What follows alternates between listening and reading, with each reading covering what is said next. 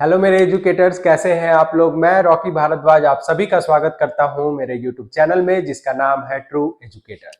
Students, आज हम लोग बात करेंगे असेसमेंट टूल के बारे में, मतलब कि आकलन उपकरण के बारे में। असेसमेंट टूल कहने का मतलब है स्टूडेंट्स कि हम बच्चों का आकलन करेंगे विभिन्न प्रकार के उपकरण से, विभिन्न प्रकार के टूल से। तो चलिए इसको हम स्टार्ट करते हैं। तो हमारा पहला उपकरण है असाइनमेंट, मतलब कि दत्त कार्य। अब असाइनमेंट क्या होता है, चलिए इसके डेफिनेशन को देखते हैं। तो क्या कह रहा है, assignment is a part of educational process which is given to students for complete the task। अगर इसके हिंदी डेफिनेशन को देखें स्टूडेंट्स, तो क्या कह रहा है, दत्त कार्य शैक्षिक क्रिया का वह भाग है जिसे विद्यार्थियों को पूरा करने के लिए दिया जाता है। बहुत सिंपल है स्टूडेंट्स। इसमें क्या कह रहा है, शैक्षिक क्रिया मतलब एजुकेशनल प्रोसेस, जो भी उसके पठन पाठन से संबंधित चीजें रहेंगी। मान लो मैंने उसे कुछ टॉपिक पढ़ाया और उसी से रिलेटेड मैं बच्चों को क्या करूंगा, उसे कुछ असाइनमेंट दूंगा, कुछ कार्य दूंगा कि तुम्हें ये करके लाना है। घर से भी करके ला सकते हैं या क्लासरूम में भी कर सकते हैं। ये टीचर पे डिपेंड करेगा, ये असेसमेंट प्रोसेस पे डिपेंड करेगा कि वो कहां पे टीचर निर्धारित करता है वो समय कि बच्चों का क्या करेगा, आकलन करेगा। किसकी मदद से, असाइनमेंट इस टूल की मदद से।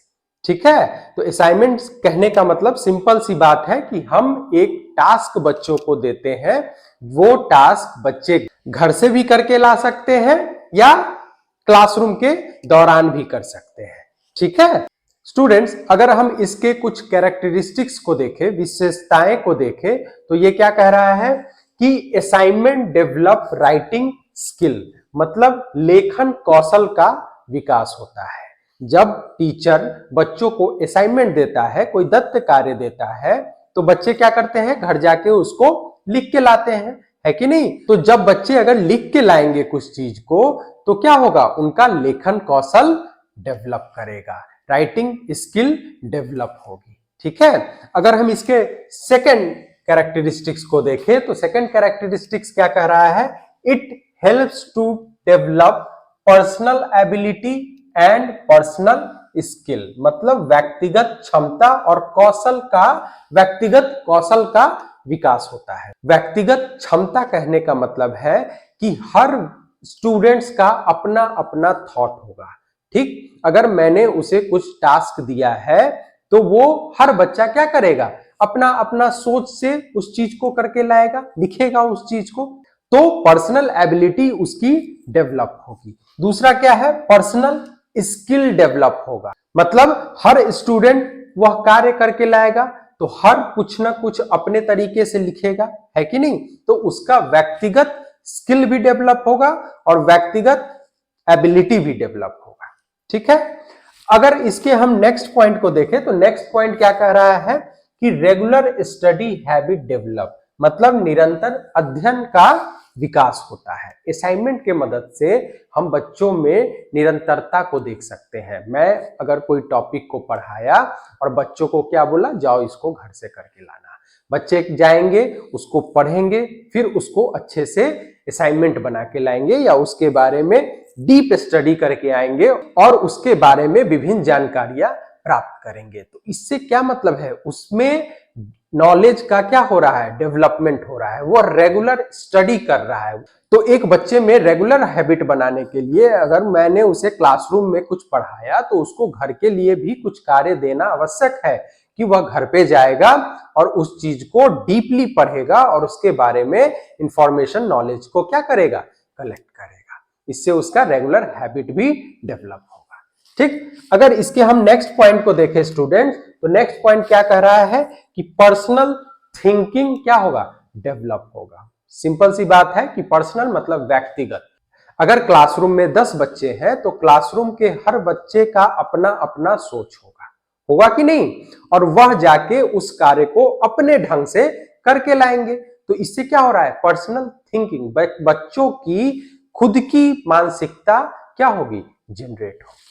दूसरा क्या है, क्रिटिकल थिंकिंग मतलब तार्किक सोच। तार्किक कहने का मतलब है लॉजिकल, मतलब कुछ चीजों को वो तर्क वितर्क करके, अगर मैंने उस तरह का कुछ क्वेश्चन दिया कि बच्चे उसमें अपना थॉट को डाले, अपने चीजों को समझे। अगर मैंने कुछ केस स्टडी टाइप का क्वेश्चन पूछा बच्चों से, तो बच्चे क्या करेंगे, अपने जो वो फील कर रहे हैं सोसाइटी में, जो उस चीज को देख रहे हैं, उसको अपने सोच के अनुसार उस चीज को क्या करेंगे, वह लिख के लाएंगे, वह कार्य को करके लाएंगे।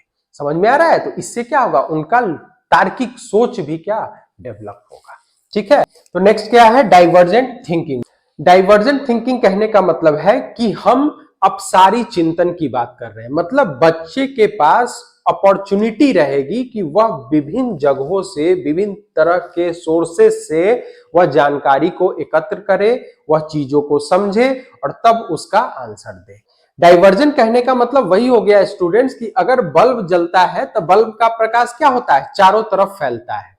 तो उसी तरह एक बच्चा भी किसी चीज को अगर पढ़ेगा या किसी चीज को समझेगा तो अपने थिंकिंग को वो चारों तरफ से एनालाइज करके उस चीज का आंसर करेगा, वह अपने सोच को विकसित करेगा, है कि नहीं। अगर मैंने ज्योग्राफी का चीज उसे पढ़ाया है, ज्योग्राफी का टास्क दिया है, तो वह किसी और सब्जेक्ट से भी रिलेट करके उसको आंसर करेगा, है कि नहीं। जैसे ज्योग्राफी में मैंने मैप पढ़ाया, तो मैप में लॉन्गिट्यूड, लैटिट्यूड, है कि नहीं। तो मैथमेटिकल चीजें भी उसमें है, वह अपने ज्ञान को क्या कर रहा है, सभी जगहों से जोड़ के वह उसको लिखेगा।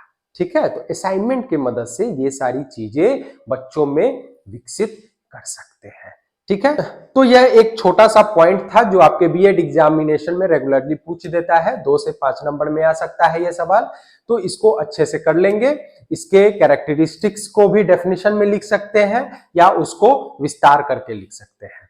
तो इसी के साथ आज का वीडियो आपको कैसा लगा, अगर अच्छा लगा होगा तो जरूर लाइक एंड सब्सक्राइब कर दें। धन्यवाद।